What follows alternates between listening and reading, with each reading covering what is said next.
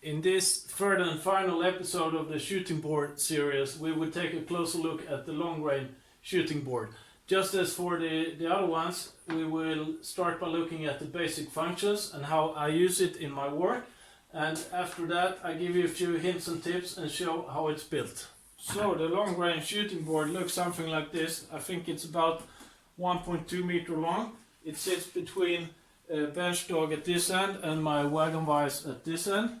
The plane rides on this waxed MDF surface here, and the wood that I'm planing is resting on this slightly higher up surface here. There is a stop here that prevents the wood from flying in this direction, and there is a movable fence in the back that prevents the wood from moving in this direction.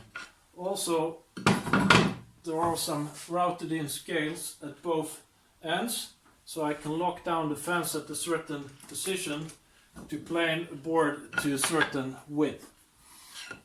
Also, the fence sits in oversized holes, so it's quite tiltable if I want to plane a tapered table leg, for instance. You also see some openings in the fence here at these positions, and they are for the Festool rail clamps that sits in T-tracks in this surface here. I like to use the clamps because then I can concentrate on the planing, use both my hands at the plane and not worry about the wood moving. On this shooting board I'm using my left hand on the handle and the right hand here in the front of the plane. It felt a bit strange in the beginning, but now when I'm used to it, it feels completely natural. The first task where I use this shooting board quite frequently is if I want to clean up some bandsaw or table saw marks on one surface here.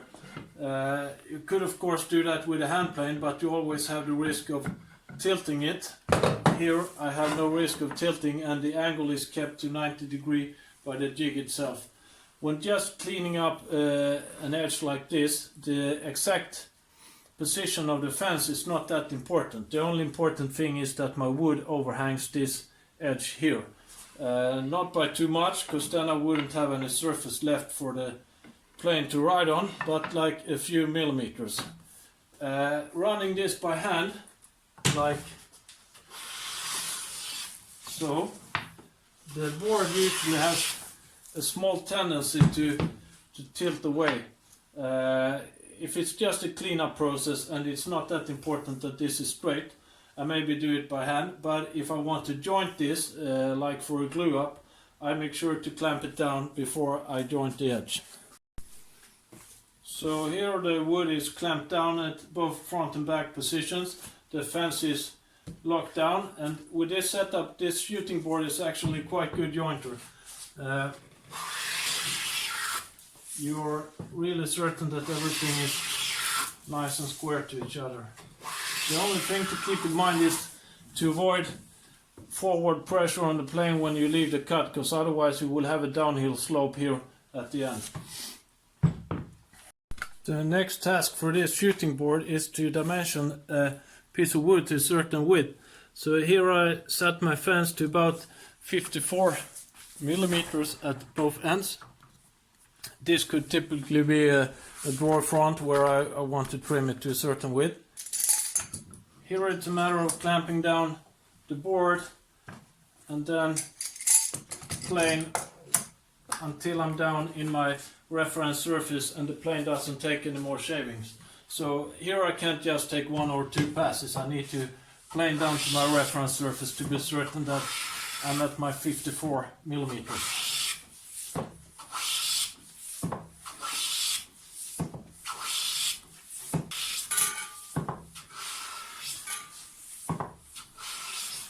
So it's getting close.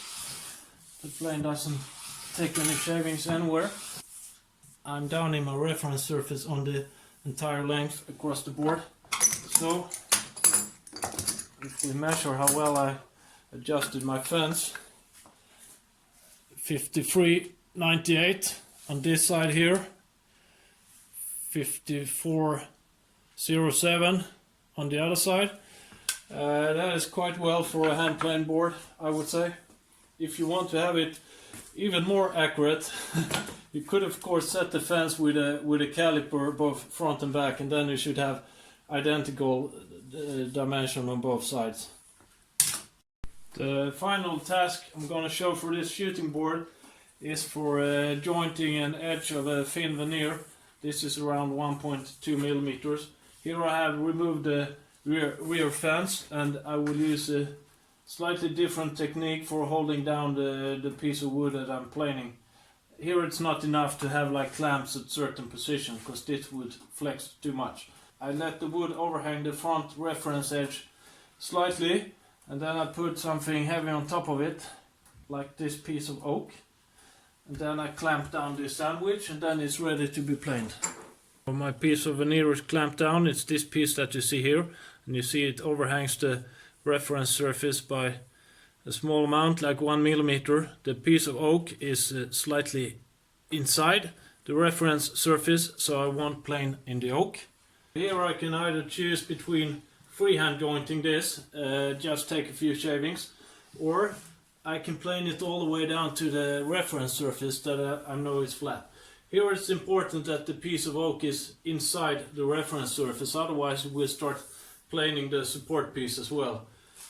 So I go for option 2, to plane it all the way down to the reference surface, so you see how that looks. I haven't seen that many long-range shooting boards in cabinet making, but I've seen guitar makers use them quite much when it comes to jointing the veneer sheets that makes up the front and the back on acoustic guitars. I think it's a quite useful thing, especially for fitting drawer fronts. I use this a lot. So I'm down in my reference face, and now I know that this veneer edge is straight and true and ready to be glued up with another sheet. If you will joint veneer sheets on the long range shooting board all day, I have some tips for improvement. This method I showed worked quite well for a narrow piece of veneer, but if you have wider pieces like this teak veneer, clamping them over here will not give you much support where the cut takes place. So then I would suggest that you route in one T-track lengthwise as well, so you can put clamps in this direction close to where the cut takes place. So that would be one for this piece of sheet. You would have one clamp here and the other one here. That was a few examples of when I use my long range shooting board. We will take a look at how this is built as well. I removed the fence so you easier will see what's going on beneath it. The base, as usual, made up of 2 layers of 15mm birch plywood. Here it's a single layer. The piece here where the plane rides is a 8mm MDF that is oiled and waxed. In the back here I have this stop just to prevent the wood from flying away.